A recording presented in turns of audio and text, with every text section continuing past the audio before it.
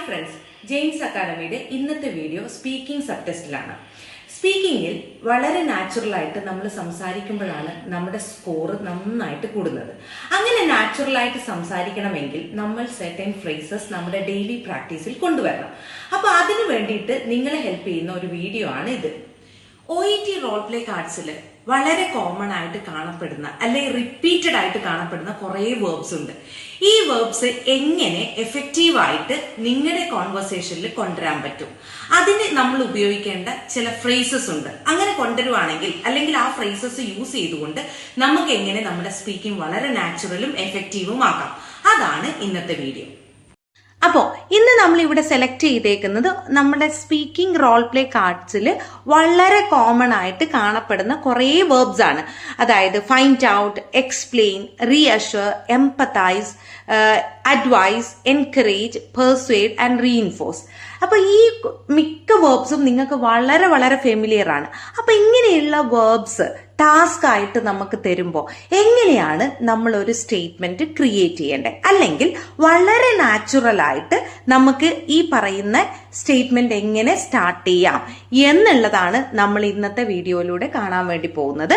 അപ്പൊ നമുക്ക് ഓരോ വേർബ്സിനെയും പെർട്ടിക്കുലർ ആയിട്ട് പിക്ക് ചെയ്ത് നമുക്ക് എങ്ങനെ ഏതൊക്കെ മെത്തേഡ്സിൽ നമുക്ക് ഇത് സ്റ്റാർട്ട് ചെയ്യാം എന്നുള്ളതാണ് നമ്മൾ കാണാൻ വേണ്ടി പോകുന്നത്. പക്ഷെ അങ്ങനെ ഓരോ വേർഡ് പിക്ക് ചെയ്യുന്നതിന് മുന്നേയും നമുക്ക് ആദ്യം ഒരു റോൾ പ്ലേ കാർഡിന്റെ സാമ്പിൾ നോക്കാം, എവിടെയാണ് ഈ വേർഡ്സ് ഐഡന്റിഫൈ ചെയ്യാൻ പറ്റുന്നതെന്നുള്ളത്. നിങ്ങൾ നോക്കിയേ, ഇതിപ്പോ ഒരു സാമ്പിൾ റോൾ പ്ലേ കാർഡാണ്. ആദ്യത്തെ ടാസ്ക് എന്താ പറയുന്നേ? Find out when the headache began. Okay, അതായത് എപ്പോഴാണ് ഹെഡേക്ക് സ്റ്റാർട്ട് ചെയ്തേ എന്ന് നമ്മൾ കണ്ടുപിടിക്കണം. ചോദ്യമാണ്, പേഷ്യന്റിനോടുള്ള ചോദ്യമാണ്, എപ്പോഴാണ് തുടങ്ങിയെന്നുള്ളത്. രണ്ടാമത്തെ നോക്കിയേ, find out about the students food intake today. അതായത് വീണ്ടും ചോദ്യമാണ്, കണ്ടുപിടിക്കണം അല്ലെ, എന്താണ് കുട്ടി ഇന്ന് കഴിച്ചേ എന്നുള്ളത് കണ്ടുപിടിക്കണം. സോ ഈ രണ്ട് വേർബ്സും സെയിം ആണ്. അപ്പൊ ഇങ്ങനെ രണ്ട് വേർബ്സ് വരുമ്പോൾ അതെങ്ങനെയാണ് സ്റ്റാർട്ട് ചെയ്യേണ്ടത് എന്നുള്ളതാണ് നമ്മൾ നോക്കാൻ വേണ്ടി പോകുന്നത്. ഇനി തേർഡ് വൺ നോക്കിയേ, reassure the student that dehydration with excessive exercise is common if intake is insufficient. ഇനി നമ്മൾ അതിന്റെ ഒരു എക്സ്പ്ലനേഷൻ കൊടുക്കുവാണ് അല്ലെ, എന്തുകൊണ്ടാണ് ഇങ്ങനെ കൊച്ചിന് വന്നേ എന്നുള്ളതിന്റെ പിന്നെ ഒരു ഡീറ്റെയിൽസ് കൊടുക്കുവാണ്.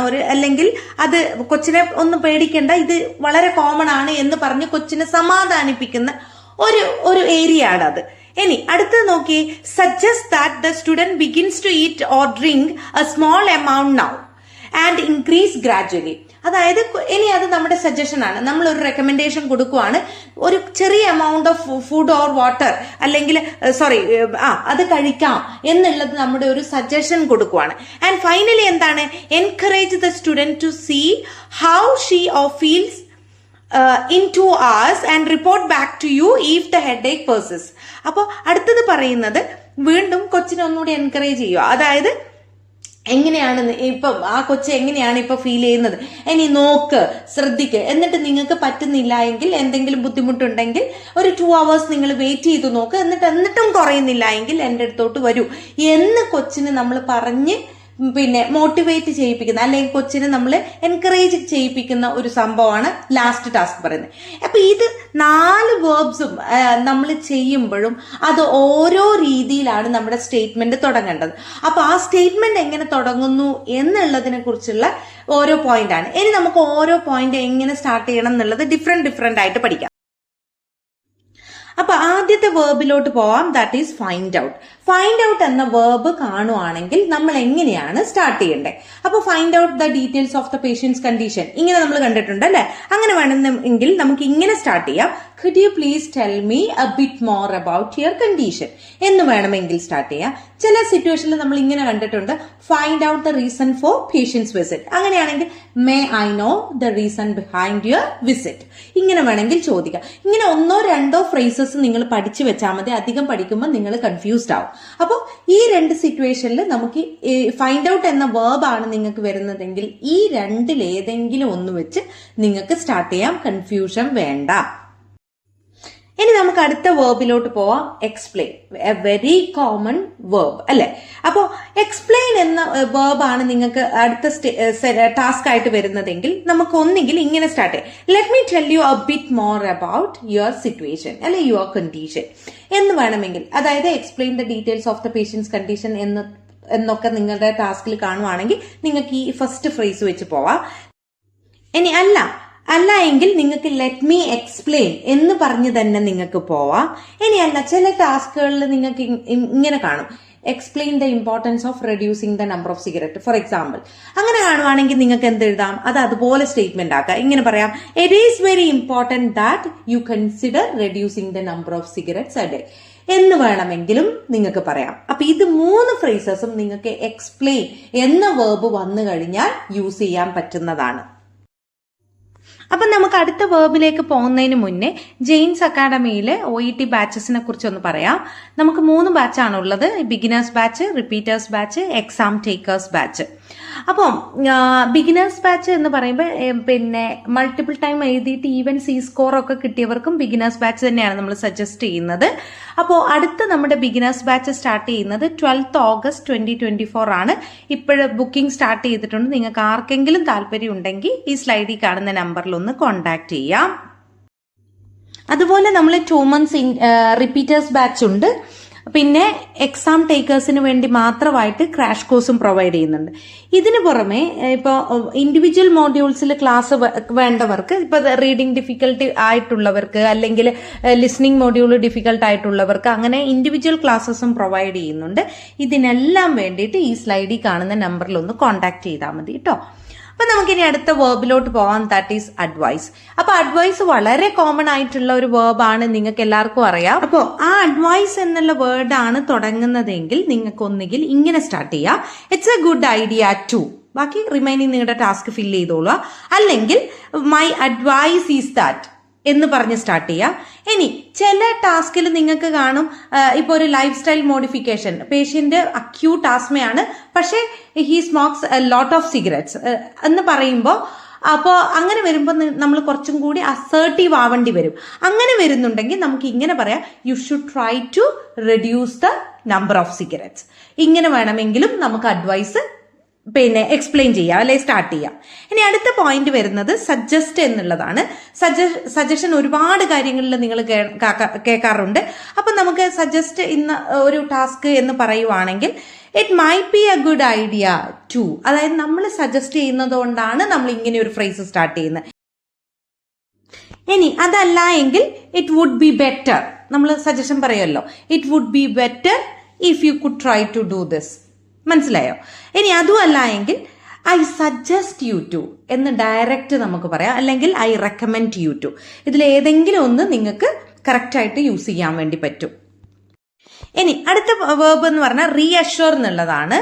അപ്പോൾ റീഅഷ്യൂറൻസ് എങ്ങനെയൊക്കെ കൊടുക്കാമെന്ന്, ഒന്നുകിൽ ഡയറക്റ്റ് ആയിട്ട് I can assure you that, ബാക്കി ടാസ്ക് ഫില്ല് ചെയ്തോളുക. അല്ല എങ്കിൽ ഒരു ഇച്ചിരി പാനിക് സിറ്റുവേഷൻ അല്ലെങ്കിൽ പേഷ്യന്റ് കുറച്ച് വറീഡ് ആയിട്ടാണ് കാണപ്പെടുന്നതെങ്കിൽ നിങ്ങൾക്ക് രണ്ടാമത്തെ പോയിന്റിൽ പിടിക്കാം, അതായത് there is nothing to worry about, അല്ലെങ്കിൽ there is nothing to be overly concerned about. ഇത് രണ്ടിൽ ഏതെങ്കിലും ഒന്ന് പറയുക. എന്നിട്ട് if you can follow all my suggestions you will get a speedy recovery. ഒരു സാന്ത്വനമാണ് റീഅഷ്യൂറൻസിലൂടെ ഉദ്ദേശിക്കുന്നത്. അതായത് നമ്മൾ എന്തെങ്കിലും പേഷ്യന്റിന് ഒരു കോൺഫിഡൻസ് കൊടുക്കുക, ഇന്ന പോലെ ചെയ്താൽ ഇങ്ങനെ നിങ്ങൾക്ക് ബെറ്റർ ആവാം എന്ന തരത്തിലുള്ള സെന്റൻസുകളാണ് നമ്മൾ റീഅഷ്യൂറൻസിൽ കൊടുക്കേണ്ടത്. അപ്പോൾ ഈ 2 രീതിയിൽ ഏതെങ്കിലും ഒന്നിൽ നിങ്ങൾക്ക് പിടിച്ച് മുമ്പോട്ട് പോവാം.